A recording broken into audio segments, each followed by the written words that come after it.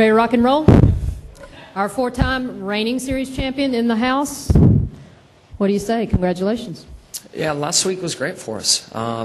It's been Dover's just been a great track for us over the years, and to go there and finish things off as we did was great for the team and the right time. So I'm very proud of what we did last week, but it's a new weekend, new track, new circumstances, and ideally, we'd love to do the same thing here, but it's going to be a tough weekend, and there's a lot of fast cars on mile-and-a-half tracks this year.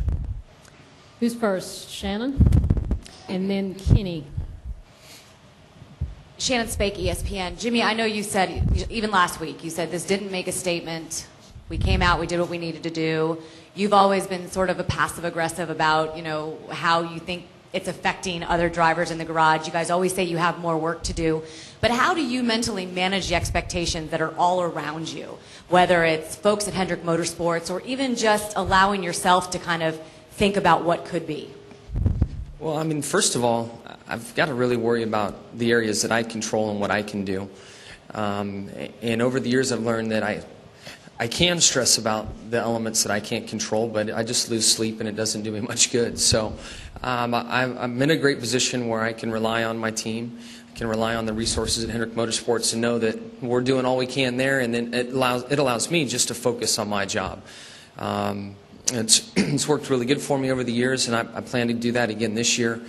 And the other part that makes it easy right now to stay relaxed is that we've only had 2 races in the chase. You can see in 2 races how easily you can fall, how easily you can rise. We left Loudon in 25th and then left Dover in 2nd.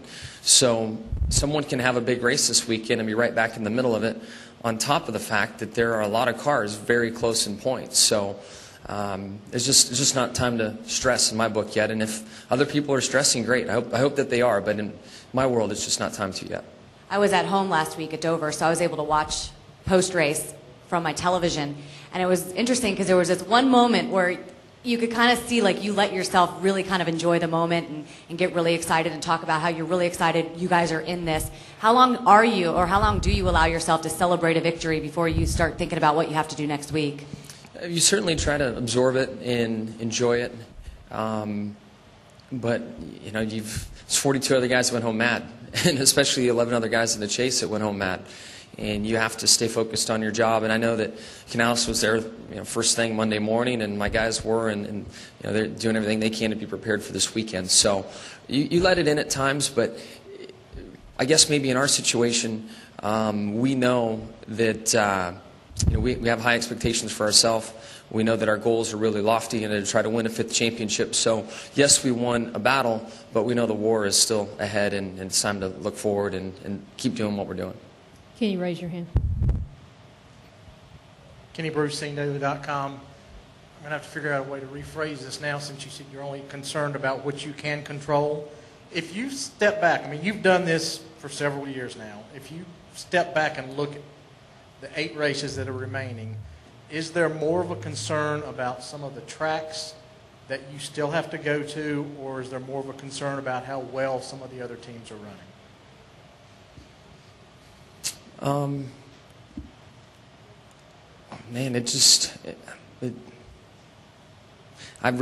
hate to do this to you, but I think it's both. And we on the mile-and-a-half tracks have not been what we wanted to be through the summer months. So for us, Atlanta was a really important race for us, and we ran well, and it paid off. And maybe after this weekend, we'll have a little better feeling of where we are on the mile-and-a-half tracks. And how competitive we are compared to the guys that are going to be racing for the chase. But then at the same time, you look at tracks like Talladega and know the threat that exists there.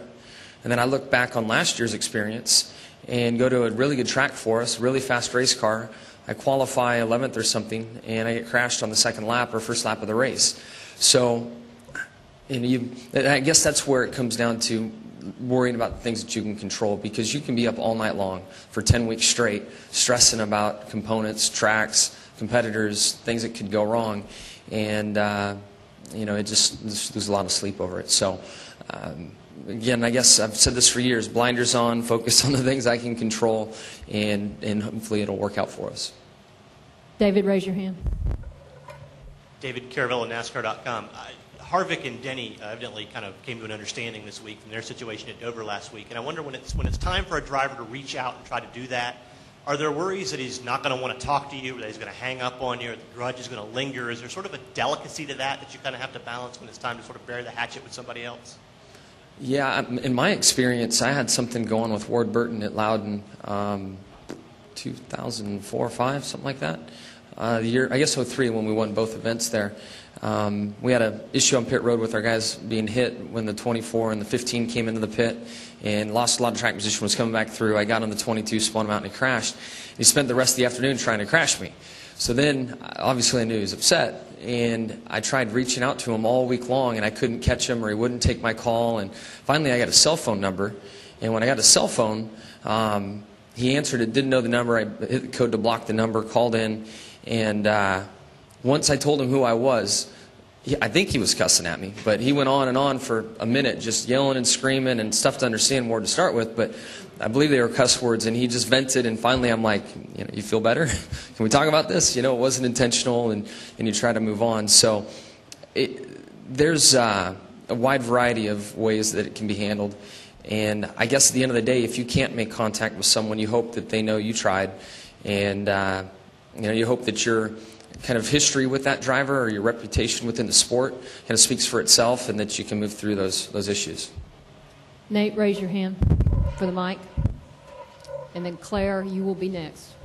Nate Ryan, USA Today. Jimmie, I wanted to follow up. You were talking about how the mile-and-a-half tracks you guys haven't been quite as strong this year. I know that Atlanta probably provided a little bit of a lift, but knowing, this is the first of 4 mile-and-a-half tracks, knowing California next week, a place where you've won, I think, 3 straight years or something like that. I mean, is this going to be a barometer for the team these 2 weeks? And do you have a sense of where you might be off? And if you get a better sense after these 2 races, is there enough time still to catch up? Because there's only 5 or 6 races left at that point. Yeah, we have an idea what's been going on. And the weird thing is that although we had a tough summer on the mile-and-a-half tracks, we had a lot of speed, especially the first half of the race. So looking at what we had been doing and the balance of the car and the directions we were working on the car, there was enough that went wrong that we know not to go down that road any longer. So I feel that we've made a good change.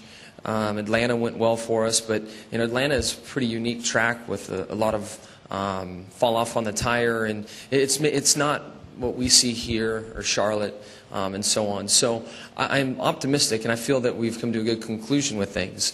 But we got to get out on the track and really prove it and be in the hunt.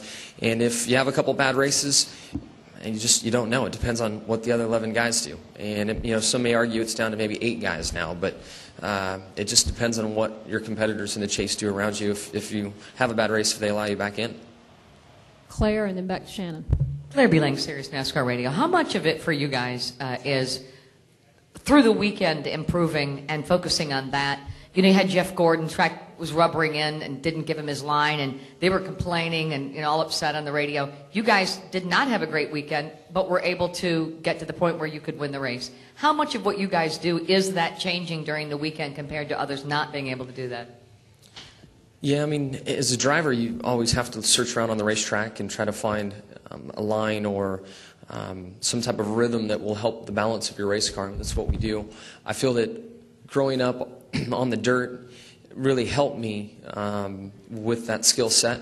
You don't have a chance to come in and adjust on your car, work on it. And in a lot of cases on the dirt, especially the stuff I raced, all you worried about was going in a straight line over jumps. The corners, you had to figure that out as a driver. And I think that I fall back on that experience a lot. Last weekend was great for our team because last-second decisions or last-minute decisions before qualifying gave us the speed we needed to win the race. Decisions that we made Saturday night in the motorhome lot working on our race car gave us the car to win the race on Sunday.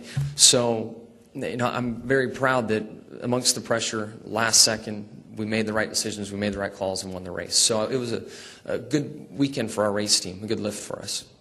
Shannon. For folks that aren't at the racetrack, how would you describe Chad Knaus? And is there much variation between the Chad that we see here at the racetrack and the Chad who punches out and goes home whenever he does? Yeah, you talk about an extreme. People want to say that I might be a little closed here and more open in my private life. That guy is all business here and then all fun at home. So he's a man of extremes in that department. But for people that don't know him, he's just a guy that enjoys working, oddly enough, and isn't afraid to work and commits himself to this team and our sport, and has done a great job for us over the years. But I think he has grown a lot in his role as a crew chief and becoming more of a people person. He doesn't have a filter between thoughts and mouth, and has laced a lot of guys over the years that have worked for him, and he's really worked hard on that to communicate better, to be a better leader of the race team, and grows a little bit each year. So I've been proud of his progress. Pedley, the mic's right behind you. Jim Pedley, RacingToday.com. Jimmie, during the summer, some of the people inside the garages, outside, were wondering perhaps this might not be the year for the 48. Were you guys ever wondering that? Was there a time during the bad times when you thought maybe this wasn't your year? Yeah, I mean, not only this summer, but the summer before and other parts of other seasons. I mean, there was one year we got off to a really slow start, and you naturally think, it's not your year. But I think all the guys that have been in the chase before know that when you go into New Hampshire, whatever that gap is closes up, and you've got a second chance.